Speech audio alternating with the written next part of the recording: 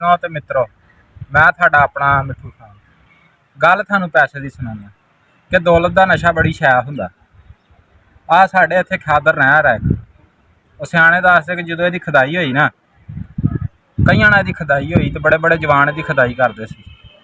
ਤੇ ਇੱਕ ਮਾੜਕੂ ਜਾਂ ਮੇਰੇ ਵਰਗਾ ਵੀ ਖੁਦਾਈ ਇੱਥੇ ਕਰਦਾ ਹੋਵੇ, ਉਹ ਕਈ ਦਾ ਟੱਪਾ ਮਿੱਟੀ ਦਾ ਭਰੇ ਸਭ ਤੋਂ ਅੱਗੇ ਸਿੱਟੇ, ਮਿੱਟੀ ਦਾ ਟੱਪਾ ਭਰੇ ਕਈ ਨਾਲ ਸਭ ਤੋਂ ਅੱਗੇ ਸਿੱਟੇ। ਅੰਗਰੇਜ਼ ਦੌਰ ਸੀ, ਅੰਗਰੇਜ਼ ਦੌਰ ਦੀ ਇਹ ਖਾਦਰ ਨਹਿਰ ਆ। ਅੰਗਰੇਜ਼ ਆਇਆ, ਉਹਨੇ ਕਿਹਾ ਮੁੰਡਾ ਬੜਾ ਫਰਤੀਲਾ, ਕੀ ਗੱਲ ਕੀ ਆ। ਜਿਹੜੇ ਜਵਾਨ ਲੱਗੇ ਉਹਨਾਂ ਦੇ ਕਈ ਦਾ ਟੱਪਾ ਇੰਨੀ ਦੂਰ ਜਾਂਦਾ ਹੀ ਨਹੀਂ, ਮਿੱਟੀ ਇੰਨੀ ਦੂਰ ਜਾਂਦੀ ਨਹੀਂ, ਆ ਮੁੰਡੇ ਦੀ ਬੜੀ ਜਾਂਦੀ। ਉਹ ਕਰਦੇ ਕਰਦੇ ਉਹ ਅੰਗਰੇਜ਼ ਲੱਗ ਗਿਆ, ਤੇ ਜਦੋਂ ਲੱਗ ਗਿਆ ਆ ਕੇ ਵੇਖਿਆ ਉਹਨੇ, ਉਹਦੇ ਲੱਕ ਨਾਲ ਪੈਸੇ ਵੱਜੇ। ਉਹਨੇ ਕਿਹਾ ਫਕੀਰਿਆ, ਉਹਨੇ ਕਿਹਾ ਹਾਂਜੀ ਸਰ ਜੀ। ਉਹਨੇ ਕਿਹਾ ਤੇਰੇ ਲੱਕ ਨਾਲ ਪੈਸੇ ਵੱਜੇ? ਉਹਨੇ ਕਿਹਾ ਬਿਲਕੁਲ ਵੱਜੇ ਜੀ।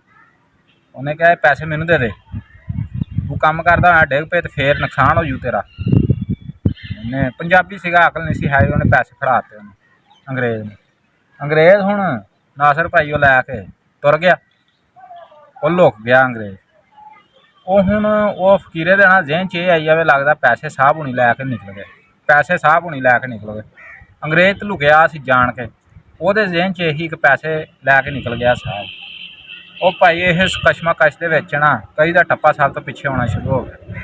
ਇੱਕ ਟਾਈਮ ਇੱਦਾਂ ਦਾ ਆਇਆ, 20 ਮਿੰਟਾਂ ਬਾਅਦ, ਘੰਟੇ ਬਾਅਦ ਜਾਂ 2 ਘੰਟਿਆਂ ਬਾਅਦ ਉਹ ਆਣਾ ਕਈ ਦਾ ਨੇ ਟੱਪਾ ਮਾਰਿਆ, ਉੱਥੇ ਫਸ ਗਈ, ਪੁੱਟੀ ਨਹੀਂ ਗਈ।